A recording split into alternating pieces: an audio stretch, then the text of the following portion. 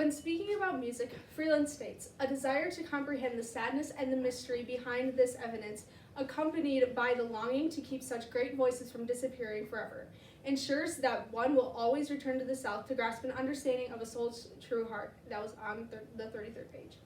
Freeland's Lady of Soul by David Freeman also quotes, today's Detroit probably boasts more underutilized talent than any other city besides Memphis. Today I'm going over some singers, major figures, politics, and some of the struggles these people had to get over to get to where they were today.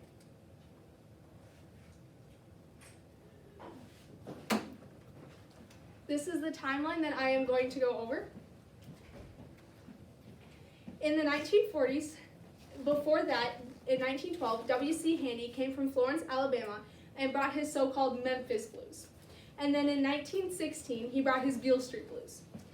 A lot of these people moved from the deeper south up to Chicago, but if you were fortunate enough, you only moved a short while, and that was Robert Bland and his family. They moved from Bartonville, Tennessee to Memphis, which is about 30 minutes, so from here to Hutch. And I got that from Farley 17. So he was very fortunate enough to move there, and if you were in the deep south like Mississippi or Alabama somewhere, obviously you had to ride by train. In 1943, from Clarksville, Mississippi, Muddy Waters had to move up here on a train. He paid $11.50 for his ticket, and that was about what people were making in a week down in the South. The train was poorly ventilated, it smelled bad, and there was hardly any food, so if you had Ritz crackers, it was about as lucky as you got, but if you were really lucky, family packed food for you. He arrived around 9:30 in the morning. He got off the train and was very confused where he should go. He landed a job right away on a dock. He worked on his music with Memphis Slim, Sonny Lane Slim, Sonny Boy Williamson, and other blues musicians in Chicago. He was making about $40 a week on the dock and about $30 on music, so about $70 a week. And that in today's money is about $1,200 per week in today. And I quote from Davis, but it frustrated him to be making more money on the dock than in music. He felt the only way he could get his music out there was to make a record, and I got that from Davis 183. In 1947, he did record twice, and I got that from Davis 185. He dominated the Chicago blues in the 50s, and he had hits like Rolling Stones and Hoochie Coochie Man. A lot of these later artists are classified as forebears or the forebears of Muddy Waters, and I got that from Davis 195. Waters' fame bled into the 50s, but didn't really get anything past there. In 1949, a Memphis boy named Riley B. King was playing guitar, making records, and had his own radio show. He was called the Beale Street Boy, or BB for short. They took BB and of course stuck it to his last name King, and then we get the artist that most know today as BB King. And I got that from Davis 206. He, of course, was in the late 40s, so he didn't really get into his thing until the 50s.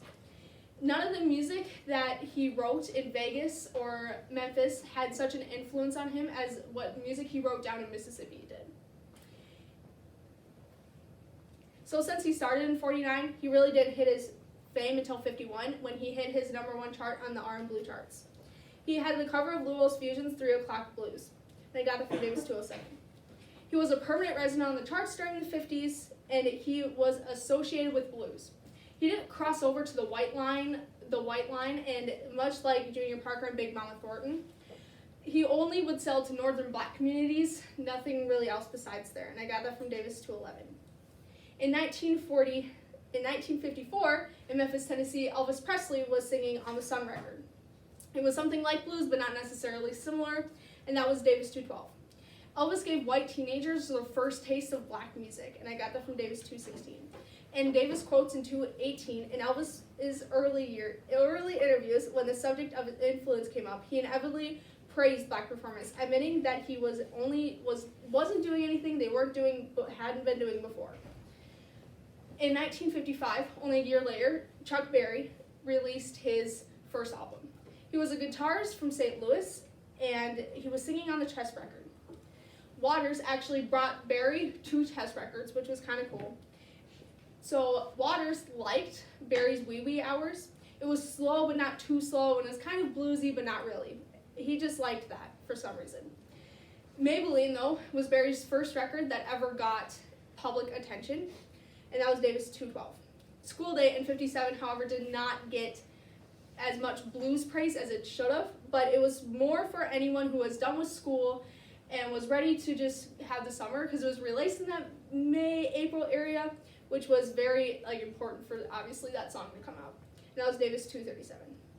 Ray Charles, Otis Redding, and Aretha Franklin were singing soul and not blues. And during that time frame, soul took over blues, so they weren't hitting as hard as what they were on the charts before. And then a new company called Motown, as most of you've heard, came in Detroit, and that was Davis 237.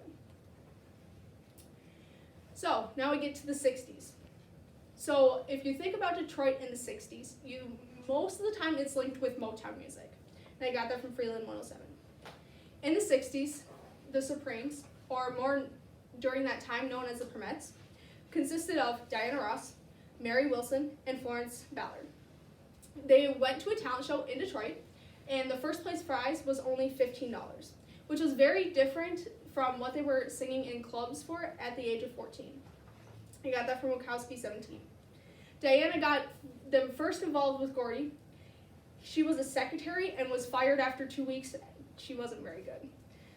They were also one of the best-selling records in '66. Their music was kind of special because it was a blend of rock and soul, and if you know anything about rock and roll music, it came from rhythm and blues music. They were making $250,000 a week, up to $400,000 a week. So about $2.2 million or $3.5 million a year. And I got out the girls from Motown. In '67, Motown had hardly any political standing at all.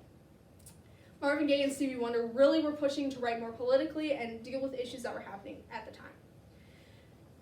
It drove a wedge in the family aspect of Motown music. And I got that from Smith 22. Wonder was the first one to put a ghetto landscape on his album Down to Earth, and I got that from Dyson 63. The Supremes' Love Child, however, was the first political standing of Motown because it was most popular, and I got that from Dyson 64. In the very first political standing that Motown ever gave was in '68 when Gordy sent Stevie Wonder, Gladys the Pips, the Supremes, the Temptations, and a 12-piece band to the Poor People's March in Detroit, and I got that from Smith 29. Marvin Gaye was really pushing, but he didn't necessarily get there. He wrote 40 singles and 21 albums, and I got that from Dyson 65. And then Dyson 65 also quotes, in some years he released as many as 6 singles and 4 albums, which you don't see that in today's societies. It can go years without having a record out. He would fidget with the lines that writers originally gave to him, and he would change lyrics to try to understand what he felt about what the song was about. I got that from Dyson 70. So hopefully you know a little bit more about artists, influential figures in this speech, more of the politicals, and some of the struggles these people had to get over to get to where they were today. I will leave you now with the most 16 important words from my speech, and that was from David Freeland. He quotes, "Detroit will continue to play a vital role in the preservation of rhythm and blues and soul music." These are my sources. Thank you for listening to my speech.